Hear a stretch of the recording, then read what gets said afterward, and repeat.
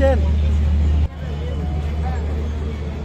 যখন আমাদের সংবাদকর্মীরা রাত্রেবেলা পত্রিকা করার জন্য কাজ করছিল, যখন তারা অনলাইনের জন্য কাজ করছিলেন, সেই সময়টা এই সন্ত্রাসী হামলার ঘটনা ঘটে।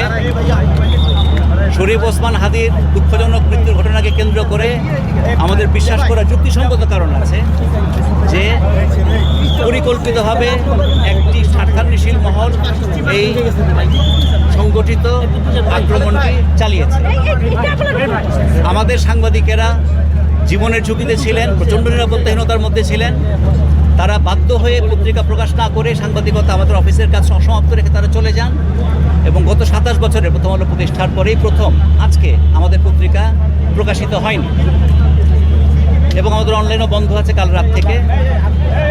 আমরা বলতে চাই যে এটি বাংলাদেশের বাক স্বাধীনতা, ভিন্ন মতের প্রকাশ এবং সংবাদ মাধ্যমের স্বাধীনতার উপরে একটি কঠিন আক্রমণ করা হয়েছে। একই সঙ্গে শুধু প্রথম আলোর উপরে আক্রমণ নয়, একই সঙ্গে আমরা জানি ডেইলি স্টারের উপর আক্রমণ হয়েছে। আমরা খুব সুস্পষ্টভাবে বলতে চাই যে এটি একটি কালো দিন সংবাদ মাধ্যমের জন্য, বাক স্বাধীনতার জন্য, গণতন্ত্রের জন্য।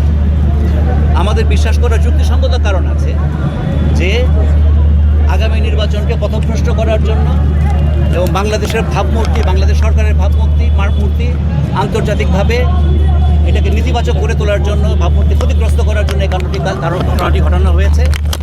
আমরা দাবি জানাই, আমরা এই ঘটনার প্রতিবাদ জানাই এবং দাবি জানাই যে এটা সুষ্ঠু তদন্ত হোক, যারা দোষী ব্যক্তি তাদের খুঁজে বের করা হোক এবং তাদের বাংলাদেশের আইনের আওতায় দৃষ্টান্তমূলক শাস্তি দেওয়া হোক। আমরা নাগরিক সমাজকে আমাদের সঙ্গে সংহতি প্রকাশ করার জন্য অনুরোধ করছি।